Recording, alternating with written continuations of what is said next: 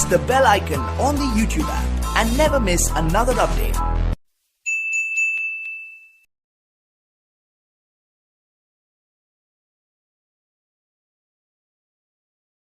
काम करो ऐसा बड़ा, जाने सकल जहान, पुलकित हो माँ भारती, हर्षित हिंदुस्तान। वक्त गया होना नहीं, अब हमको कुर्बान, अब तो रुत है काम की, भर लो खो उड़ा। नमस्कार मित्रों, जय हिंद कमांडोज। मैं योगी दाकरे वाइराज डिफेंस क्लास चैनल पर आपका हार्दिक अभिनंदन और स्वागत करता हूँ। कमांडोज, फर्स्ट ऑफ ऑल विश्व पृथ्वी दिवस की, अंतर्राष्ट्रीय पृथ्वी दिवस की आप सभी को हार्दिक शुभकामनाएं। तो मैं आज आपके लिए लाया हूँ कॉम्पिटिटिव एग्जाम्स के लिए जबरदस्त टॉपिक, पृथ्वी यानी अर्थ। ये ऐसा टॉपिक है जो हर एक एग्जाम में जिसका क्वेश्चन देखने को मिलता है।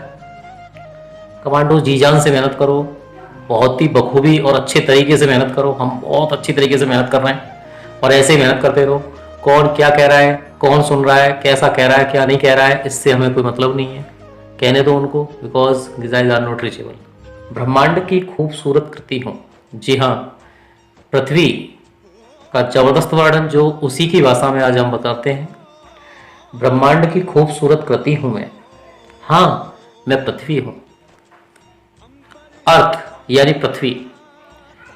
अर्थ एक लैटिन वर्ड टेरा से मिलकर बना है, जिसका शाब्दिक अर्थ द वर्ल्ड या विश्व होता है। जी हाँ कमांडोज, सौर मंडल में पृथ्वी एकमात्र ऐसा ग्रह है जिसका नाम रोमन देवता के नाम पर नहीं है। पृथ्वी का पौराणिक नाम भी देखने को मिलता है। बताया जाता है महाराज पृथु के नाम पर पृथ्वी का नाम पड़ा। वहीं इसे कई नामों से जाना जाता है। धरा, भूमि, धरित्री, रत्नगर्भा, वसुंधरा, भू, कई विशेष नामों से इन्हें जाना जाता है। तो बताइए, तो आज बात करते हैं कमांडोज ब्रह्मांड की इस खूबसूरत कृति पृथ्वी के बारे में। जी हाँ, मैं पृथ्वी हूं। मैं सूर्य से तीसरा ग्रह हूं। मैं एकमात्र ऐसा ग्रह हूं जिस पर जीवन है। मैं सबसे घनी और मेरा औसत तापमान 16 डिग्री सेल्सियस है। मेरा अक्षीय झुकाव 23.5 डिग्री, वहीं कक्षीय झुकाव 66.5 डिग्री है। अक्षीय झुकाव के कारण दिन रात संभव हो पाते हैं, वहीं कक्षीय झुकाव के कारण ऋतुओं में परिवर्तन होता है। मेरी आकृति गोलाव है, जियोइड है। मेरी आकृति के बारे में कई किंवदंतियां हैं। सबसे पहले पाइथागोरस ने मुझे मेरी आकृति के बारे में मुझे गोल बताया, अरस्तु ने भी गोल बताया, आर्यभट्ट ने भी गोल बताया, वहीं उर्नेटोस्थनीज ने भी मुझे गोलाकृति बताया। वहीं मेरा सैंपल रूप, प्रतिरूप ग्लोब के रूप में मार्टिन बेहम ने 19वीं सदी में बनाया। 1543 में कोपरनिकस ने बताया कि मैं सूर्य के चक्कर लगाती हूं। मेरी परिभ्रमण, घूर्णन और दैनिक गति, रेगुलर मोशन, जिसके कारण दिन रात संभव है, 23 घंटे 56 मिनट 4.9 सेकंड है। वही मेरी वार्षिक और परिक्रमण गति, जिसके कारण ऋतुओं में परिवर्तन होता है, 365 दिन 5 घंटे 48 मिनट और 48.5 सेकंड है, यानी 365 सही 1/4। जब मैं सूर्य के पास चली जाती हूं तो उस घटना को पेरिहेलियन या उपसौर कहा जाता है, और जब मैं सूर्य से दूर हो जाती हूं तो उस घटना को अपसौर या एपेलियन कहा जाता है। तो ये उपसौर की घटना 3 जनवरी को होती है, वहीं अपसौर की घटना 4 जुलाई को होती है। कमांडोज अगर हम इसमें हिंट देखें, योगी ट्रिक देखें, तो 3 जनवरी स्पष्ट दिख रहा है, वहीं 4 जुलाई स्पष्ट दिख रहा है इसमें। वहीं मुझ पर कुछ काल्पनिक रेखाएं हैं, इमेजिनरी लाइंस हैं जो मान ली गई हैं। उन काल्पनिक रेखाओं में जो रेखाएं क्षैतिज रूप में खींची गई हैं उन्हें अक्षांश कहा जाता है, लैटिट्यूड कहा जाता है, और जो लाइनें वर्टिकल खींची गई हैं उन्हें लॉन्गिट्यूड कहा जाता है। अर्थात जो अक्षांश रेखाओं में सबसे मुख्य जो कॉम्पिटिशंस में आती हैं, मेरी 0 डिग्री अक्षांश वृत्त या अक्षांश रेखा को भूमध्य रेखा या विषुवत रेखा कहा जाता है, इक्वेटर लाइन कहा जाता है। वहीं 23.5 डिग्री उत्तरी अक्षांश को कर्क रेखा कहा जाता है, लाइन ऑफ कैंसर कहा जाता है। वहीं 66.5 डिग्री उत्तरी अक्षांश को आर्कटिक सर्किल कहा जाता है। 23.5 डिग्री दक्षिणी अक्षांश को लाइन ऑफ कैप्रिकॉर्न या मकर रेखा कहा जाता है। वहीं 66.5 डिग्री दक्षिणी अक्षांश को अंटार्कटिक व्रत कहा जाता है। ट्रिक की बात कर लेते हैं, जैसे योगी ट्रिक कहा जाता है कमांडोज। सूर्य ग्रहण, सोलर एक्लिप्स, ये घटना कब होती है? इसके लिए एक ट्रिक याद करेंगे, समी सेम। समी same, S for sun, M for moon, E for earth. यानी जब चंद्रमा बीच में होता है सूर्य और पृथ्वी के बीच में, तो इस घटना को सूर्य ग्रहण कहते हैं और यह अमावस्या के दिन होती है। वहीं जब पृथ्वी सूर्य और चंद्रमा के बीच आ जाता है तो इस घटना को चंद्र ग्रहण कहा जाता है, लूनर एक्लिप्स कहा जाता है, और यह घटना पूर्णिमा को होती है। एक वर्ष में अधिकतम 7 सूर्य या चंद्र ग्रहण हो सकते हैं। ध्यान रखेंगे, कभी भी बीच में अगर एम आया है तो चंद्र ग्रहण होकर के सूर्य ग्रहण होगा, और ई आया है तो चंद्र ग्रहण होगा। देखा, लाइन ऑफ कैंसर भारत के 8 राज्यों से होकर गुजरती है।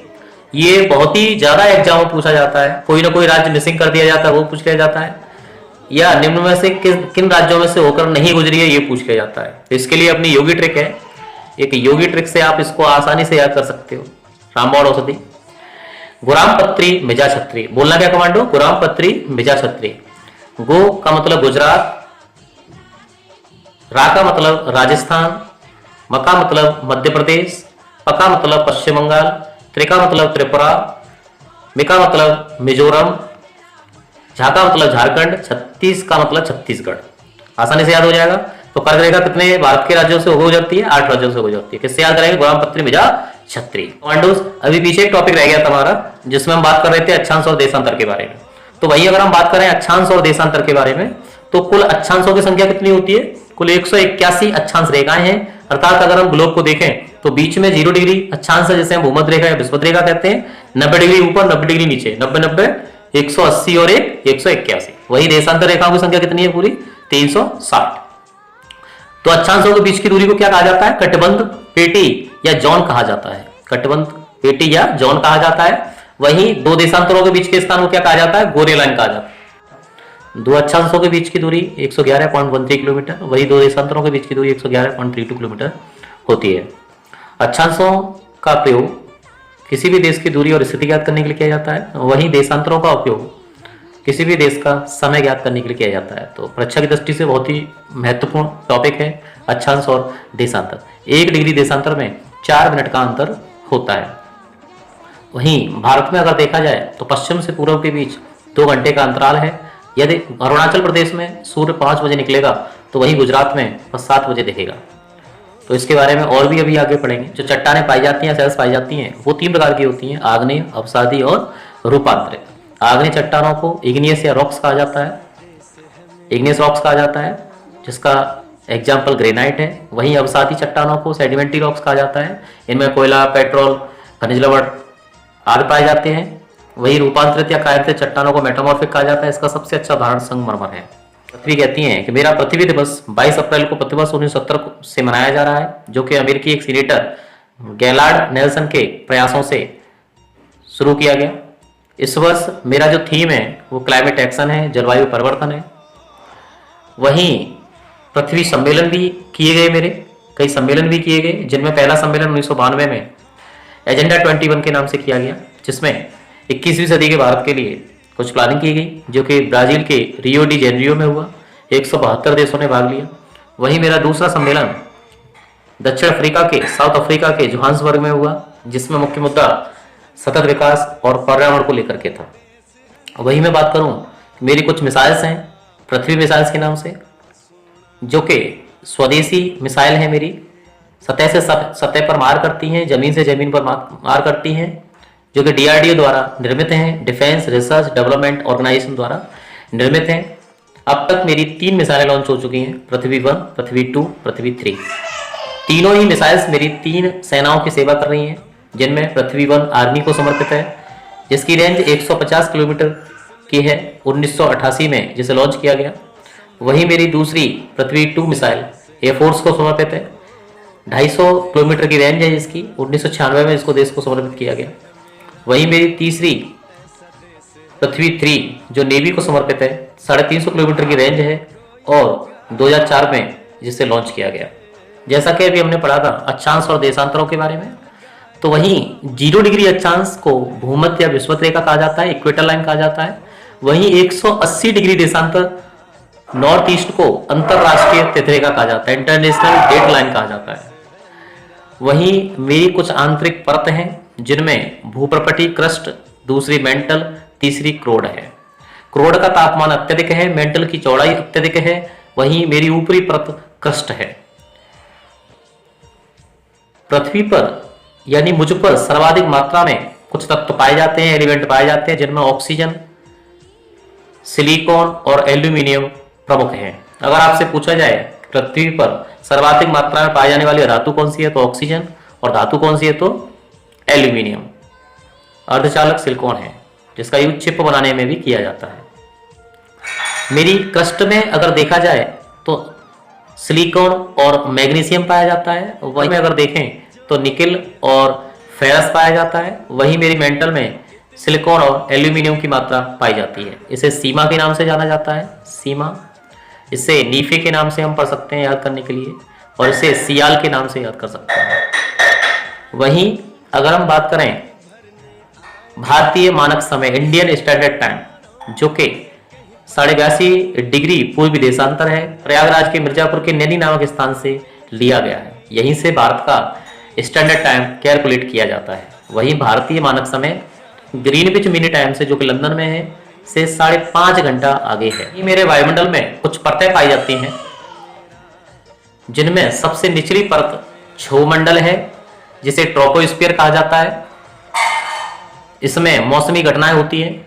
दूसरी परत समताप मंडल है, इसे स्ट्रेटोस्फीयर कहा जाता है। इसी में ओजोन लेयर पाई जाती है, जो हानिकारक पराबैंगनी किरणों से हमारी रक्षा करती है, इसीलिए इसे सुरक्षा कवच भी कहा जाता है, ब्लैंकेट ऑफ सेफ्टी भी कहा जाता है। वहीं इसके बाद की परत मध्यमंडल मीसोस्फीयर कहलाती है। इससे अगली परत आयन मंडल आयनोस्फीयर कहलाती है। वह इससे लास्ट परत तापमंडल थर्मोस्फीयर या बहिर्मंडल एक्सोस्फीयर कहलाती है। आयन मंडल में रेडियो तरंगें, वहीं समताप मंडल में विमान जैसी चीजें उड़ती हैं। क्षोभमंडल में समस्त मौसमी घटनाएं होती हैं। वहीं अगर मैं बात करूं मेरे वायुमंडल में विभिन्न गैसें हैं, जिनमें सर्वाधिक मात्रा में नाइट्रोजन 78% पाई जाती है। ऑक्सीजन, जो कि जीवनदायिनी गैस है, 21% पाई जाती है। अगर पेपर में आपको 78 की बजाय 77 पॉइंट कुछ मिलती है तो वो सही पॉइंट कर देना, अप्रॉक्स है ये। वहीं ऑक्सीजन 20.89 या 20.98 आए तो भी सही है। तो ऑक्सीजन की मात्रा 21% है। वही CO2 0.03% है। कई एग्जाम पूछा गया है। CO2 को ड्राई आइस भी कहा जाता है, शुष्क बर्फ भी कहा जाता है। वही नाइट्रोजन को एजोट गैस कहा जाता है। वहीं ऑक्सीजन को प्राणवायु कहा जाता है। ग्रीन हाउस गैस भी कहा जाता है CO2 को। धान के खेतों में सर्वाधिक मात्रा निकलती है इसकी। वहीं CO2 वायुमंडल का ताप बढ़ाने में भी अत्यधिक सहायक है। ग्लोबल वार्मिंग जैसी घटनाएं, ग्रीन हाउस जैसे इफेक्ट इसी से होते हैं।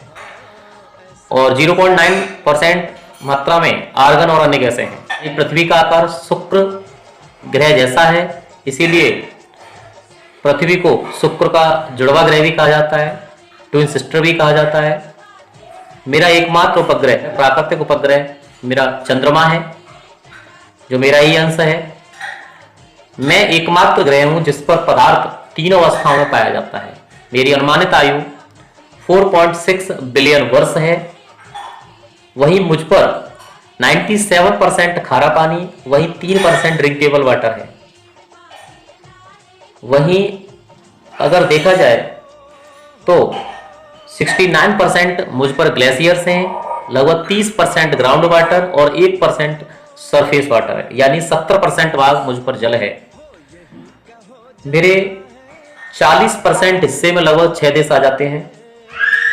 मेरा सबसे पहले चक्कर स्पाइसी द्वीप की खोज में 1519 से 22 में पुर्तगाल के एक फर्डिनेंड मैगलन ने लगाया अपने साथियों के साथ, जो जहां से चले थे वहीं आकर रुके। लगभग 270 यात्रियों में से लगभग 18 लोग ही बचे, जिनमें मैगलन की भी मृत्यु हो गई बीच में, जिन्होंने सिद्ध किया कि पृथ्वी गोल है। मैं सौरमंडल के समस्त ग्रहों में आकार में 5वां सबसे बड़ा ग्रह हूं। मेरी पहली तस्वीर 23 अगस्त 1966 को नासा के लूनार 9 ऑर्बिटर फर्स्ट ने जारी की। मैं ब्लू प्लैनेट के नाम से भी जानी जाती हूं। जी हां, अब हम बात करते हैं मेरे महाद्वीपों के बारे में, जिन्हें हम कंटिनेंट्स कहते हैं। क्या कहते हैं? कंटिनेंट्स। मेरा सबसे बड़ा महाद्वीप एशिया महाद्वीप है, जो 14.8 करोड़ वर्ग किलोमीटर में फैला हुआ है। वही मेरा सबसे छोटा महाद्वीप कंटिनेंट्स ऑस्ट्रेलिया है, जो खुद एक महाद्वीप और देश है, 77 लाख वर्ग किलोमीटर में फैला हुआ है। वहीं अगर मैं बात करूं मेरे महासागरों के बारे में, तो मेरा सबसे बड़ा महासागर प्रशांत महासागर है, जो सबसे गहरा महासागर भी है, 16.5 करोड़ वर्ग किलोमीटर में फैला हुआ है। वहीं मेरा सबसे छोटा महासागर आर्कटिक महासागर है, 6.1 लाख वर्ग किलोमीटर में फैला हुआ है। वहीं मेरी नदियों के बारे में बात की जाए तो मेरी सबसे लंबी नदी नील नदी है, नाइल रिवर कहा जाता है। 6695 किलोमीटर में फैली हुई है। अफ्रीका में नील नदी विश्व की सबसे लंबी नदी कही जाती है, जो कि मेरी सबसे लंबी नदी है पृथ्वी की। तो मेरी बड़ी अफवाह क्षेत्र की नदी अमेजन है, जो कि दक्षिणी अमेरिका के ब्राजील से निकलती है 6590 किलोमीटर में। वही मेरी सबसे व्यस्त और व्यापारिक नदी राइन नदी है, जो जर्मनी में है। देश अगर देखे जाए क्षेत्रफल की दृष्टि से, तो मेरा सबसे बड़ा देश, पृथ्वी का सबसे बड़ा देश, विश्व का सबसे बड़ा देश रूस है, जो यूरोप महाद्वीप में पड़ता है, 1.7 करोड़ वर्ग किलोमीटर में फैला हुआ है। वहीं सबसे छोटा देश क्षेत्रफल की दृष्टि से वेटिकन सिटी है, ये जनसंख्या की दृष्टि से भी सबसे छोटा है, 0.44 वर्ग किलोमीटर, लगभग 1000 व्यक्तियों की आबादी है यहाँ। मेरे रेगिस्तान देखे जाए, मेरे डेजर्ट्स की अगर बात की जाए, तो मेरा सबसे बड़ा डेजर्ट रेगिस्तान मरुस्थल सहारा मरुस्थल है, जो उत्तरी अफ्रीका में पड़ता है, 92 लाख वर्ग किलोमीटर में फैला हुआ है, जो अफ्रीका का 1/3 हिस्सा घेरता है।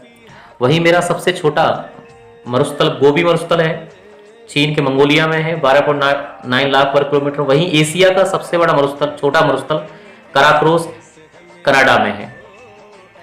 वहीं अगर बात की जाए मेरा सबसे निचला बिंदु, लोएस्ट पॉइंट, तो झील में सबसे लोएस्ट पॉइंट मृत सागर है, 440 मीटर नीचे इजराइल के जॉर्डन में स्थित है, डेड सी कहा जाता है इसे।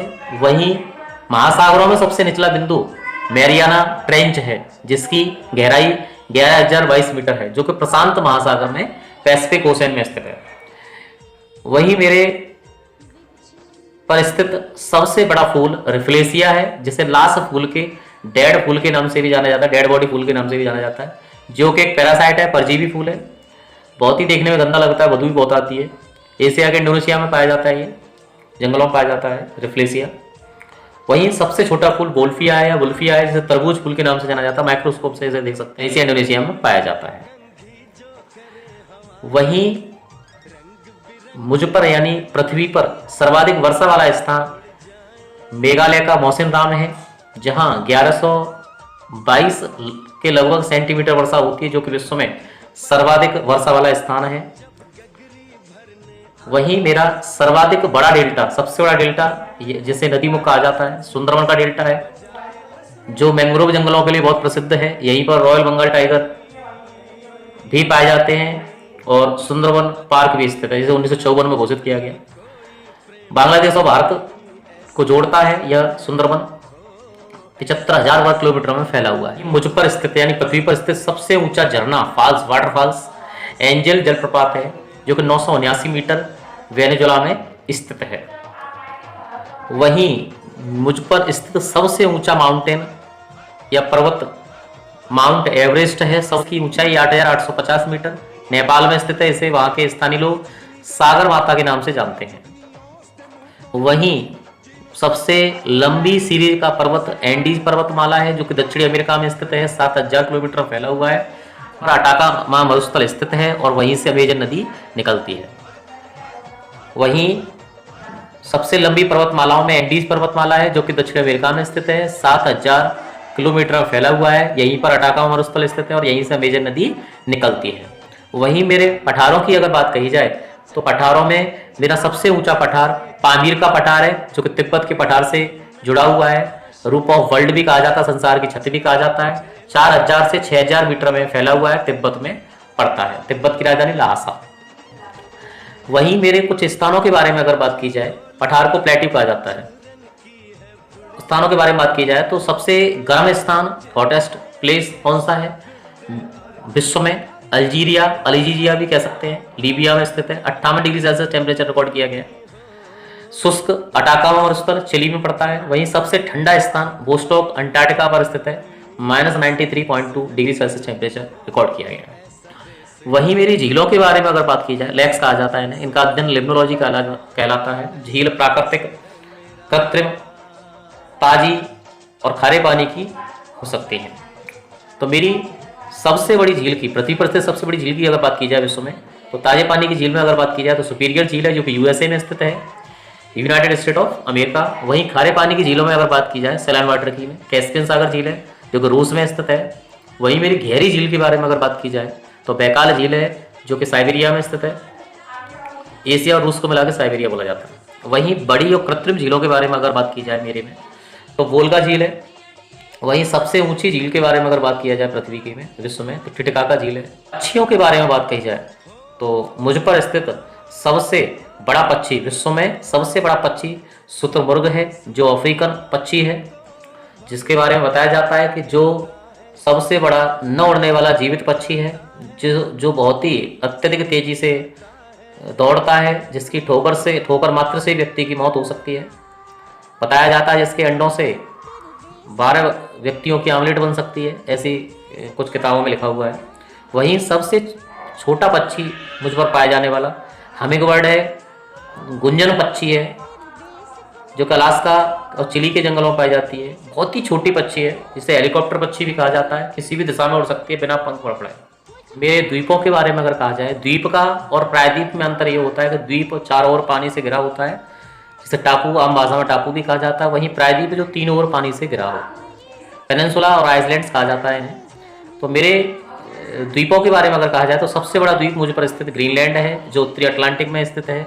वहीं सबसे बड़ा द्वीप समूह अगर बात किया जाए, आइसलैंड ग्रुप्स की बात की जाए, तो इंडोनेशिया द्वीप समूह सबसे बड़े द्वीप समूह है। वहीं सबसे बड़ी नदी द्वीप की बात की जाए तो ब्रह्मपुत्र नदी में स्थित असम में स्थित माजुली द्वीप है। वहीं सबसे छोटे नदी द्वीप की बात की जाए तो उमानंदा द्वीप है। तो कमांडोज, आज हमने सभी ने पृथ्वी दिवस के उपलक्ष्य में पृथ्वी के बारे में अत्यधिक जानकारियों को इकट्ठा किया। मुझे आशा है ये सारी जानकारियाँ आपके लिए अच्छी साबित होंगी। आप और कमांडोज, जैसा कि हम सीरीज चला रहे हैं, एक से एक जबरदस्त जानकारी जिन तक सामान्य कोचिंग क्लास नहीं पहुंच पाती है, उन जानकारियों को मैं इकट्ठा करके आपके लिए ला रहा हूं। मैंने आज आपको व्यथा सुनाई पृथ्वी के बारे में। पृथ्वी ने स्वतः ही अपनी व्यथा आपके सामने रखी, को अपने बारे में एक जानकारी दी। उसने जबरदस्त जानकारियां आपके सामने ला करके मैं देता रहूँगा। बस कमांडोज, मेरे उत्साह को बरकरार रखिए।